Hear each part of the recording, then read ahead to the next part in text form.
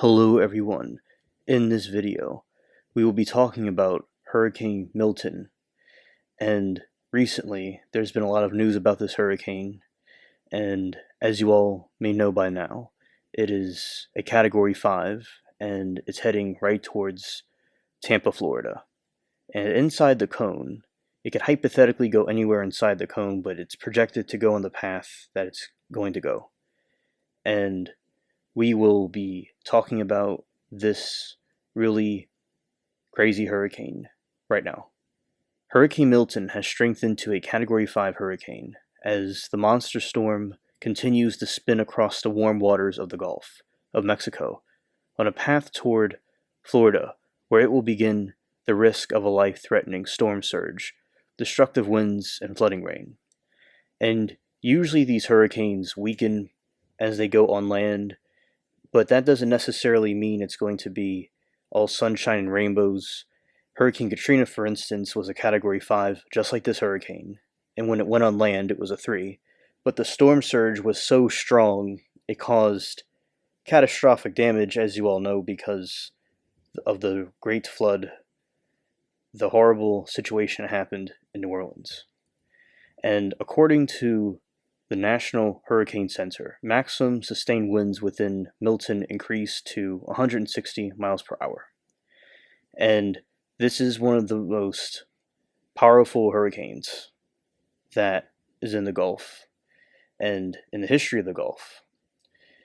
And also, as I said, usually these things weaken, but it may not. It's possible it could keep on getting stronger, and I will talk about a factor that may cause this hurricane to weaken as it goes towards Florida. As the potentially deadly storm continues on its path toward Florida, millions of people across the region are preparing for a life-threatening impact, such as deadly storm surge, destructive winds, and flood and rain. While residents are preparing, thousands are also fleeing the coast as officials call for a voluntary and mandatory evacuations ahead of the storm. Anybody in this region, I would advise to take all precautions necessary and do what the local authorities would want you to do, especially getting out harm's way is very important, and because these things can get pretty ugly. Hurricane Milton is located more than 730 miles southwest of Tampa, Florida, and has a maximum sustained winds of 160 miles per hour, making it a Category 5 hurricane on the Saffir-Simpson hurricane wind scale.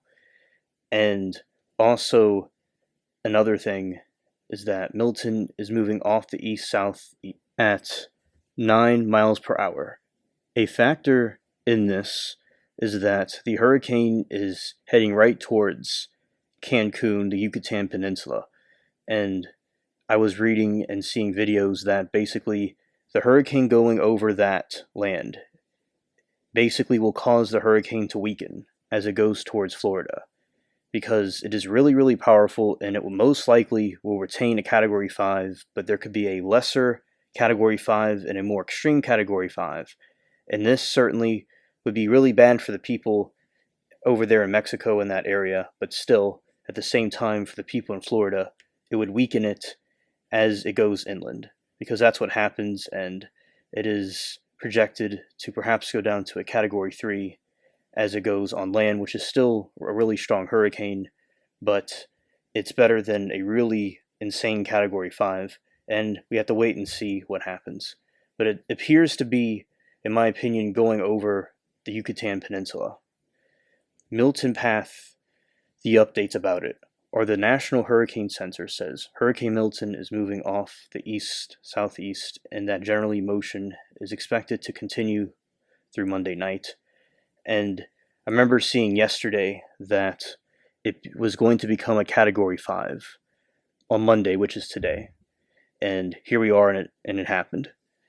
And after the NHC said Hurricane Milton should make a turn to the east and then northeast on Tuesday and Wednesday, in the projection of the path of the hurricane. So you have in the cone, it could go anywhere within the cone, but it's projected a certain trajectory inside the cone already. On the forecast track, Hurricane Milton is expected to move near or just north of Mexico's Yucatan Peninsula, like I was saying, on Monday and Tuesday, then cross the eastern Gulf of Mexico and approach the western coast of Florida Peninsula by Wednesday.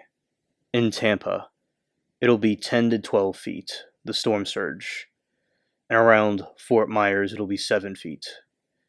And below that, it'll be 4 feet. In the Key West, will be 3 feet.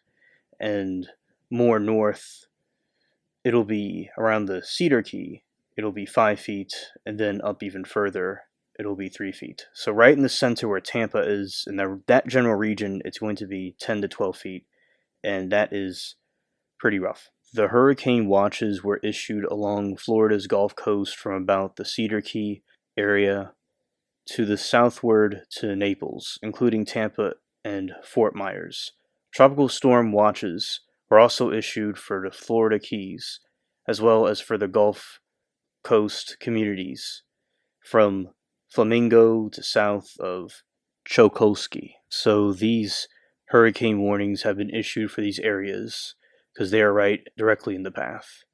And Wednesday, it will make landfall. And we will have to wait and see how this hurricane goes. And as I said, going over the Yucatan Peninsula is a favorable situation because it should weaken the hurricane, in my opinion. Alright, that's all I have to say for this video. Thank you for watching.